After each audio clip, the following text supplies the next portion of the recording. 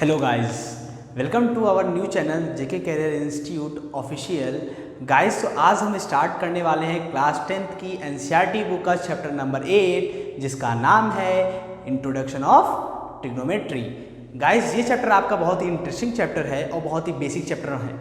इस चैप्टर से हम लोग बहुत सारी चीज़ें सीखेंगे और हमें मैथ्स में इसकी प्रैक्टिस के लिए यानी मैथ्स की प्रैक्टिस के लिए माना जाता है ये चैप्टर काफ़ी बढ़िया होता है। ये मेरी अपना खुद का एक्सपीरियंस है। ओके गाइज, तो हम इस चैप्टर को बेसिकली और बहुत ही अच्छे से पढ़ेंगे, यानी बेसिकली स्टार्ट करेंगे बहुत ही बेसिक से, और इसको ये आने वाले हर एक एक्सरसाइज जो एनसीईआरटी बुक में जितनी भी एक्सरसाइज हैं आपकी, उन सभी एक्सरसाइज को भी करते हुए चलेंगे। इसीलिए मेरी आपसे रिक्वेस्ट ये है कि आप मेरी हर एक वीडियो स्टार्टिंग टू एंड देखेंगे। अगर आपने एक भी वीडियोज़ मिस की, खासकर जो आज का ये लेक्चर है, अगर आपने ये लेक्चर मिस किया मतलब आपकी बेसिक क्लियर नहीं होगा, तो आप क्वेश्चंस को सॉल्व नहीं कर पाएंगे। ओके गाइज, तो प्लीज़ आप इस वीडियो को स्टार्टिंग से एंड तक देखेंगे। और हाँ, अगर आपने अभी तक मेरी वीडियो चैनल को सब्सक्राइब नहीं किया है तो पहले चैनल को सब्सक्राइब कर लें और जो बेल आइकन है उसे भी प्रेस कर लें, जिससे आने वाली हर एक वीडियोज़ की नोटिफिकेशन आप तक समय पर पहुंच सके।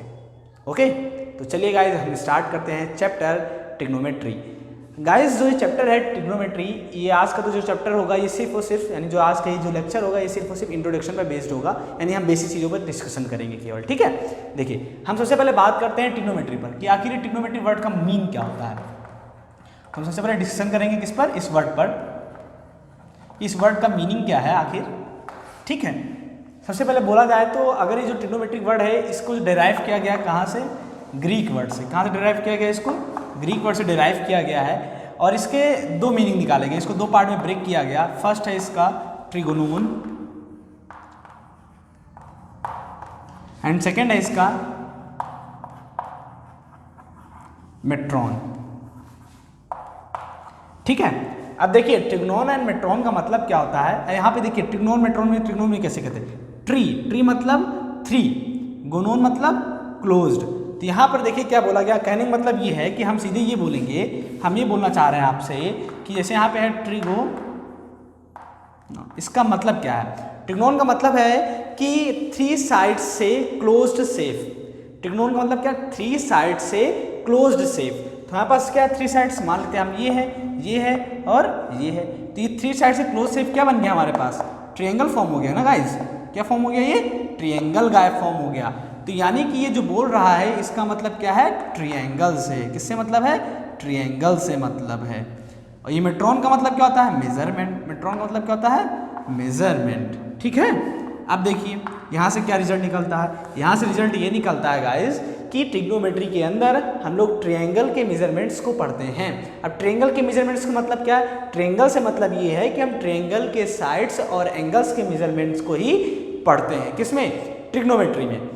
तो अब आपको इस चीज़ क्लियर हो गया होगा कि आप ट्रिग्नोमेट्री में जितने भी क्वेश्चन सॉल्व करेंगे, जितने भी एप्लीकेशंस लगाएंगे, वो सभी बेसिकली जो रिलेटेड होंगे किससे होंगे, ट्रिग्नोमेट्री के साइड से या फिर उसके एंगल से ही रिलेटेड होंगे। बस इतनी सी बात है जो कि आपको ध्यान रखनी है, बेसिक एकदम। ठीक, अब चलिए अब हम बात करते हैं कि कैसे इसके जो ट्रिग्नोमेट्री के फंक्शंस हैं या फिर ट्रिग्नोमेट्री के जो टर्म्स हैं वो कैसे रिलेटेड हैं किससे, ट्रायंगल के एंगल और उसके साइड से कैसे रिलेटेड है। अब हम इसके बारे में डिस्कशन करेंगे। पहली चीज ट्रिग्नोमेट्री क्या है, इसको किस बार कितने वर्ड्स में डिवाइड किया गया, इसका मीनिंग क्या है, इस बात का पता चल गया आपको, ध्यान रहेगा अच्छे से। हाँ, एकदम ध्यान रखिएगा, बहुत ही अच्छी चीज़ है ये। चलिए अब हम बात करते हैं कि ट्रिग्नोमेट्री के जो टर्म्स हैं, जो फंक्शंस हैं, वो कैसे रिलेटेड हैं किससे, ट्रायंगल के एंगल और साइड से। ओके, तो इसके लिए हम बात करेंगे क्या, इसके बारे में, इसके बारे में बात करने से पहले हम बात कर लेते हैं एंगल के बारे में कि आखिर एंगल से क्या मतलब है। यहाँ पर एंगल से मतलब ये है गाइस कि हम सबसे पहले क्या लेते हैं, कोई एक रे लेते हैं, क्या लेते हैं, एक रे लेते हैं। इस रे को फिक्स पॉइंट ओ ले लेते हैं और एक एंडिंग पॉइंट ए ले लेते हैं। अब इस रे को क्या करते हैं हम लोग, इस एंड पॉइंट पर यानी यहाँ पर फिक्स करके इसको रोटेट करते हैं। जब इसको हम रोटेट करते हैं तो हमें एक साइड मिलती है, यहाँ पर एक मिलता है पॉइंट बी।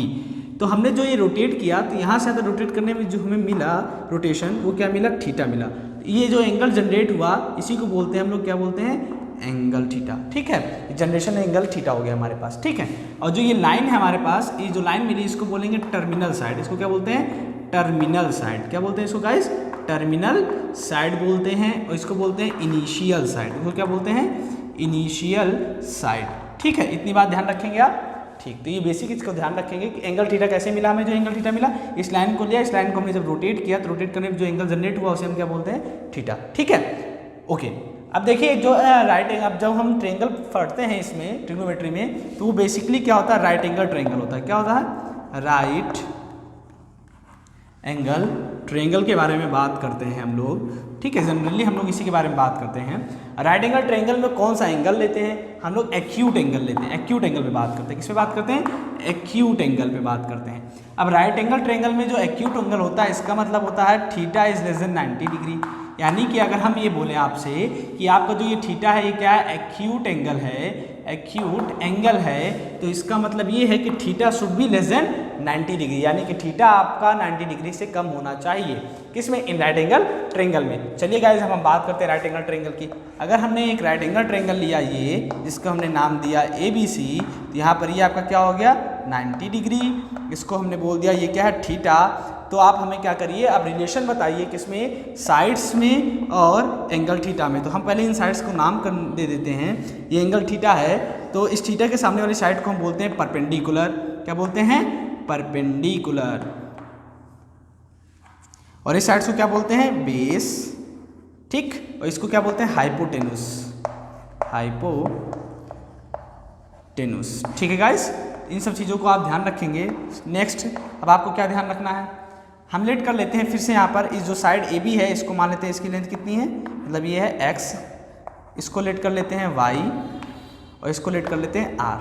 ओके गाइस, अब देखिए एक बात और ध्यान रखेंगे जो मैं आपको बताने जा रहा हूँ, इसका ध्यान रखेंगे कि जब आप राइट एंगल ट्रायंगल में एक्यूट एंगल थीटा लेंगे या फिर जो भी एंगल आप लेते हैं, उस एंगल के सामने वाली साइड को हम लोग परपेंडिकुलर बोलते हैं, और जो दूसरी साइड होती है परपेंडिकुलर बचती है उसे हम बेस बोलते हैं, और जो सबसे लार्जर साइड होती है उसे हम लोग क्या बोलते हैं, हाइपोटेन्यूस बोलते हैं। ओके, अब मैं एक चीज़ और आपको बताऊंगा जो कि आपको करना है। आपको ये करना है कि सबसे पहले, इससे पहले के क्लासेस में यानी 8th 9th में आप लोगों ने ट्रायंगल के चैप्टर के बारे में बेसिकली पढ़ा होगा, तो आप सबसे पहले जा करके वहाँ पर ट्रायंगल के बेसिक टर्म्स जो हैं उनको क्लियर कर लीजिए, उनको लर्न कर लीजिए, उनको अच्छे से रिवाइज कर लीजिए। अगर आपको चीज़ें क्लियर हैं बहुत अच्छी बात है, अगर नहीं क्लियर है आप पहले उसको क्लियर कर लीजिए, क्योंकि यहाँ पर हम ट्रायंगल के बारे में ही बात करेंगे। उसकी बेसिक चीज़ें यानी ज्योमेट्री उसकी पता होनी चाहिए, उसके बारे में थोड़ी नॉलेज होनी चाहिए। ओके, चलिए अब हम डिराइव करते हैं रिलेशन इनके बीच में। तो कैसे डिराइव करना है अब देखिए उसके बारे में। हम इसको यहाँ ड्राइव करते हैं। तो पहले फंक्शन आता है हमारे पास साइन। ट्रिग्नोमेट्री का फंक्शन कौन आता है, साइन। तो गाइस जो साइन होता है वो हमारा होता है परपेंडिकुलर अपॉन में हाइपोटेन्यूज। क्या होता है, परपेंडिकुलर अपॉन में हाइपोटेन्यूज। परपेंडिकुलर अपॉन में हाइपोटेन्यूज। तो परपेंडिकुलर गाइस यहाँ पे कितना हमारे पास है, y है, और हाइपोटेन्यूज कितना है, r।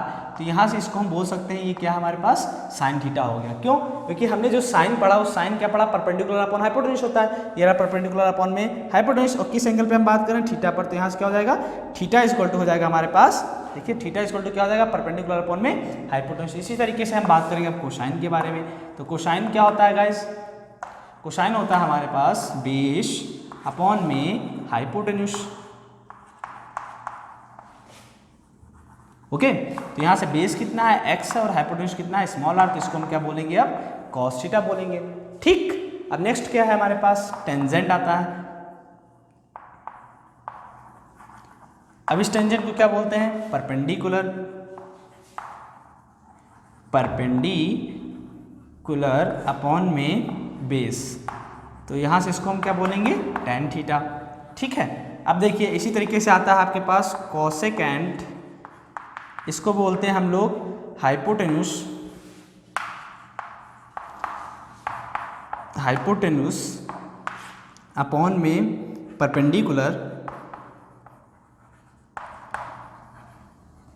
इक्वल टू में ये हो जाएगा हमारे पास कोसेक थीटा। इसी तरीके से आता है सेकेंड। सेकेंड को क्या बोलेंगे गाइस, हाइपोटेन्यूज अपॉन में बेस, इसे क्या बोलेंगे हम लोग, सेक थीटा। इसी तरीके से आता है लास्ट कोटेंजेंट। ये क्या हो जाएगा, बेस अपॉन में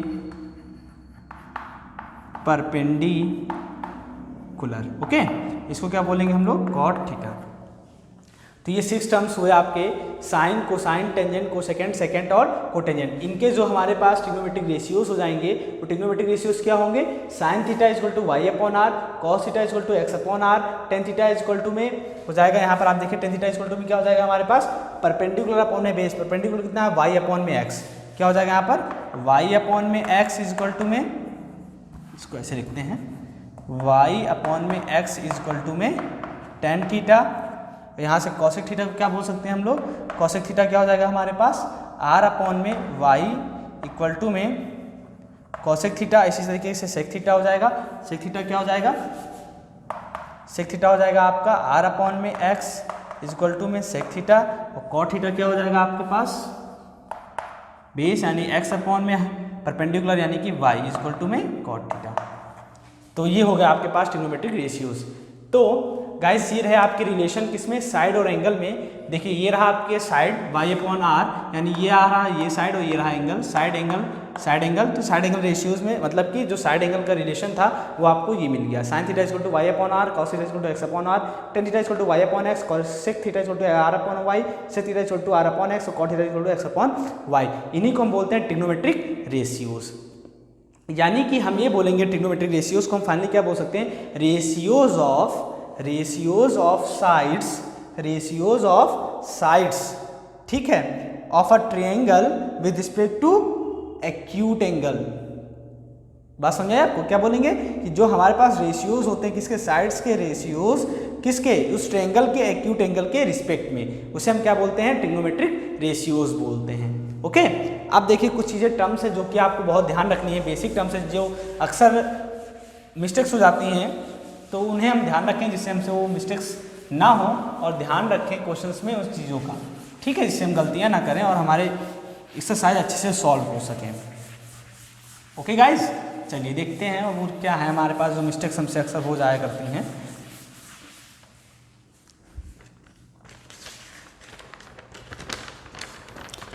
सबसे पहले हम इसके रेसिप्रोकल रिलेशन के बारे में बात कर लेते हैं, फिर हम उसके बारे में बात करते हैं जो मिस्टेक्स हैं। रेसिप्रोकल रिलेशन ये इंपॉर्टेंट है, इसको ध्यान रखना पड़ेगा आपको भी। रेसिप्रोकल रिलेशन में क्या होगा, वहाँ पर आपने देखा होगा गाइस, तो आप एक काम करिए, आप थोड़ा बैक जा करके फिर से यहाँ पर जब हमने रेशियोज निकाले तो वहाँ पर जाइए, देखिए वहाँ पर आप देखेंगे जो साइन है वो कॉसेक का रेसिप्रोकल है, कॉस सेक का रेसिप्रोकल है और टेन कॉट का रेसिप्रोकल है। क्यों? क्योंकि देखिए वहाँ पर साइन थीटा जो था आपके पास, साइन थीटा ये क्या था, परपेंडिकुलर अपॉन में हाइपोटेन्यूज, कॉस थीटा क्या था आपके पास, बेस अपॉन में हाइपोटेन्यूज, टेन थीटा क्या था आपके पास, परपेंडिकुलर अपॉन में बेस। इसी तरीके से अगर मैं कॉसेक की बात करूं तो कॉसेक थीटा आपके पास क्या था, हाइपोटेन्यूज अपॉन में परपेंडिकुलर, सेक थीटा आपके पास क्या था, हाइपोटेन्यूज अपॉन में बेस। इसी तरीके से कॉट थीटा जो था वो क्या था, कॉट थीटा इक्वल टू आपके पास क्या था, बेस अपॉन में परपेंडिकुलर। देखिए ये इसका रेसिप्रोकल है, ये इसका रेसिप्रोकल है, ये इसका रेसिप्रोकल, इसी तरीके से ये इसका रेसिप्रोकल, ये इसका रेसिप्रोकल, ये इसका रेसिप्रोकल, यानी दोनों ये दूसरे के क्या है, रेसिप्रोकल है। तो हम क्या बोल सकते हैं यहाँ से कि साइन थीटा इक्वल टू में 1 अपॉन में कॉसेक थीटा होता है और कॉस थीटा इक्वल टू में होता है 1 अपॉन में सेक थीटा और टेन थीटा इक्वल टू में होता है 1 अपॉन में कॉट थीटा। यहाँ से एक रिलेशन और हम निकालते हैं जिसका नाम है quotient relation. Quotient relation, quotient relation t ratios,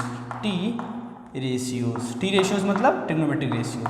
quotient relation t ratios, इस वर्ड को ध्यान रखेंगे, कभी कभी इस वर्ड से डायरेक्टली हमसे पूछ लिया जाता है तो हमें ध्यान नहीं होता है, बट आपको ध्यान रखना है, ठीक है। क्या होता है गाइस, देखिए अगर आप ध्यान से, तो हम लोग क्या बोल सकते हैं कि टेन थीटा इक्वल टू होता है वाई अपॉन में एक्स। अभी हम लोगों ने डिराइव किया था क्या, वाई हमारे पास परपेंडिकुलर था, एक्स क्या था, बेस था। अगर हम क्या करें, वाई अपॉन एक्स है ना यहाँ पर, तो इसमें हमें क्या करना होगा, simply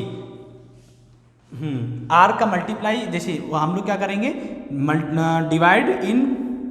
divide by small R in numerator and denominator. हम क्या करेंगे, स्मॉल आर का डिवाइड करेंगे किसमें, न्यूमिरेटर में भी और डिनोमिनेटर में। तो हमें क्या मिलेगा, वाई अपॉन में स्मॉल आर एक्स अपॉन में स्मॉल आर। तो यहाँ से देखिए वाई अपॉन स्मॉल आर क्या हो जाएगा, वाई अपॉन स्मॉल आर मतलब क्या, देखिए जो हमारे पास ट्रेंगल फॉर्म हुआ था, यहाँ पर राइट एंगल ट्रेंगल लिया था, उस राइट एंगल ट्रेंगल में ये हमारे पास क्या था, वाई था, ये एक्स था और ये स्मॉल आर था। वाई परपेंडिकुलर था यानी कि परपेंडिकुलर वाई अपॉन आर यानी परपेंडिकुलर अपॉन में हाइपोटेन्यूस हो गया। फिर अपॉन में एक्स क्या है, बेस है, और बेस अपॉन में हाइपोटेन्यूस हो गया। ये परपेंडिकुलर अपॉन में बेस अपॉन हाइपोटेन्यूस हो गया। तो परपेंडिकुलर अपॉन हाइपोटेन्यूस गाइस हम लोगों ने क्या पढ़ा, साइन थीटा। इसी तरीके से बेस अपॉन हाइपोटेन्यूस हम लोगों ने क्या पढ़ा, कॉस थीटा। तो ओवरऑल ये किसका इक्वल हो गया, टेन थीटा के। तो यहाँ से हम लोगों ने क्या रिजल्ट मिला, यहाँ से रिजल्ट ये मिला कि टेन थीटा इक्वल टू हो गया साइन थीटा अपॉन में कॉस थीटा। तो इस बात का आप ध्यान रखेंगे कि इसे हम क्या बोलते हैं, कोशिएंट रिलेशन। क्या बोलते हैं, कोशिएंट रिलेशन। अब यहाँ से एक बात और बता देता हूँ, टेन थीटा जो है वो कॉट थीटा का रेसिप्रोकल है, कॉट थीटा टेन थीटा का रेसिप्रोकल है। तो यहाँ से हम एक बात और निकालेंगे कि cot theta equal to we can write cos theta upon में साइन थीटा। ओके, तो इस बात का भी आप बहुत अच्छे से ध्यान रखेंगे। ये दोनों आपके क्या हैं, कोशिएंट रिलेशन हैं। ओके गाइज, तो इतनी बातें रही आपकी जो आपको ध्यान रखनी है। अब हम चलेंगे कुछ इंपॉर्टेंट टर्म्स के बारे में बात करने। तो आपको इन सब चीज़ों को बहुत अच्छे से ध्यान रखना है। अगर आपको अभी कहीं डाउट लगता है तो आप फिर से आगे जा करके वीडियो बैक करके आप समझ सकते हैं। ठीक है, ओके, चलिए बात आगे करते हैं।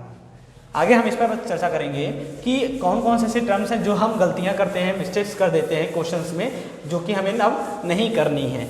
ठीक है, चलिए देखते हैं उन टर्म्स को। देखिए गाइस, पहली चीज़ कि पावर, कि इन टर्म्स पर पावर कैसे लिखते हैं। जैसे कि आपको मैंने यहाँ पर लिखा साइन स्क्वायर थीटा, एक लिखा मैंने यहाँ पर साइन क्यूब थीटा, साइन की पावर 4 थीटा, या फिर ये बोले cos square theta, cos cube theta, cos की पावर 4 थीटा, समथिंग समथिंग। इसी तरीके tan cos sec cosec cot के सबके बारे में मैंने ऐसे लिखा। बट अगर आप कभी भी इसको देखें, इसको हम ऐसे भी लिख सकते हैं, कैसे, साइन थीटा का whole of square, cos theta का होल ऑफ स्क्वायर या होल ऑफ क्यूब, कुछ भी जो भी हो। इसी तरीके से टेन थीटा का होल पावर 4, कुछ भी लिख सकते हैं। बट अगर मैं इसको ऐसे लिखता हूँ, साइन थीटा का होल स्क्वायर, कॉस थीटा का होल स्क्वायर, टेन थीटा का होल स्क्वायर, मतलब मैं ये बोलूँ कि क्या ये जो इक्वल है किसके, साइन स्क्वायर थीटा के, ये इक्वल है कॉस स्क्वायर थीटा के, ये इक्वल है टेन स्क्वायर थीटा के। बताइए जल्दी से आपका क्या आंसर होगा। मैंने बोला कि साइन थीटा का होल ऑफ स्क्वायर क्या इक्वल है साइन स्क्वायर थीटा के, बोलिए जल्दी से। और cos square theta, cos theta का square, cos square theta, tan theta का स्क्वायर, टेन स्क्वायर थीटा। यहीं पे रुकिए, मैं एक बात और बता देता हूँ आपको, एक सेकेंड रुको। यहाँ पे एक रिलेशन बनाता हूँ, फिर आप उसका आंसर दीजिए मुझे, ठीक है। कैसे, देखिए रिलेशन क्या बनाता हूँ, रिलेशन ये बनाता हूँ कि मैंने लिखा यहाँ पर साइन स्क्वायर थीटा, फिर इसको लिखा मैंने साइन थीटा का होल ऑफ स्क्वायर, और इसी को मैंने लिख दिया साइन थीटा का स्क्वायर। इसी तरीके से cos cube theta equal to में कॉस थीटा का होल क्यूब इक्वल टू में कॉस थीटा का क्यूब। इसी तरीके से मान लीजिए tan theta, tan square theta, ये हो गया टेन थीटा का होल ऑफ स्क्वायर, तो ये हो गया आपके पास टेन थीटा का स्क्वायर। अब आप गाइस थोड़ा सोच समझ के बताइए कि इसमें जो मैंने रिलेशन लिखा है, ये तीनों ही रिलेशन करेक्ट हैं या फिर कौन किसके इक्वल होगा। प्लीज़ थोड़ा सा सोच लीजिए, सोच के जल्दी से बताइए, जल्दी, कम ऑन फास्ट।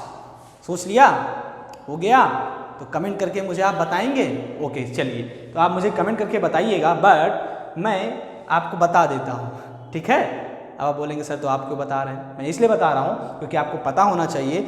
अक्सर ये क्वेश्चन मैंने कई बच्चों से पूछा, कई लोगों से पूछा, यानी कई स्टूडेंट से भी मैंने चीज़ें पूछी। वो फर्स्ट टाइम जब भी चैप्टर पढ़ते हैं तो मिस्टेक ज़रूर करते हैं, ठीक है। या फिर कुछ ऐसे भी हैं जो इस चैप्टर को पढ़कर भी मिस्टेक्स करते हैं इन चीज़ों में। अक्सर क्वेश्चन जब भी आता है, मैंने कई बार देखा है, जब भी क्वेश्चन मिलता है उनको इससे रिलेटेड वो कुछ ना कुछ मिस्टेक्स इसमें कर ही देते हैं। इसलिए आप ये मिस्टेक्स ना करें, इसलिए मैं आपको बता दूँ कि ये जो आप देख रहे हो, ये दोनों ही चीज़ें सेम है। साइन स्क्वायर थीटा लिखो या साइन स्क्वायर थीटा लिखो, साइन क्यूब थीटा लिखो, कॉस थीटा का होल क्यूब लिखो, टेन स्क्वायर थीटा लिखो या टेन थीटा का होल स्क्वायर लिखो, ये दोनों ही बातें कैसी हैं, सेम है। बट ये डिफरेंट है, ये कभी भी ये कभी भी इनके इक्वल नहीं हो सकता, ये कभी भी इसके इक्वल नहीं हो सकता। क्यों नहीं हो सकता, समझिएगा इस बात को।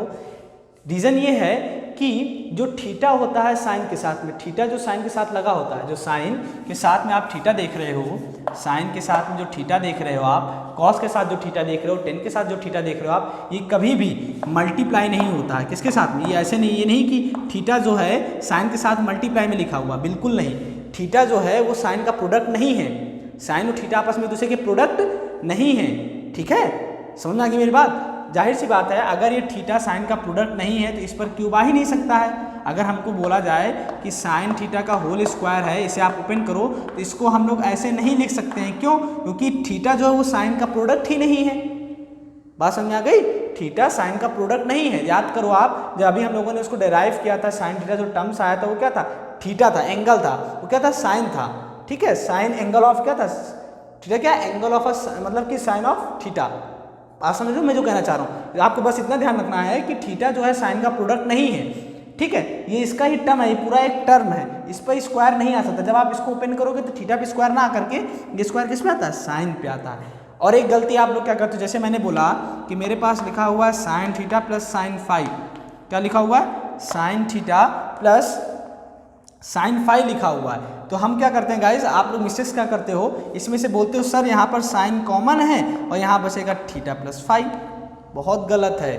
ये देखिए यहाँ पे एंगल थीटा, यहाँ पे फाइव, ये दोनों ही एंगल कैसे हैं? डिफरेंट हैं। ये थीटा है, ये फाइव, यहाँ पे दोनों की वैल्यू कैसी है? मैं बोल दे रहा हूँ, theta is not equal to five.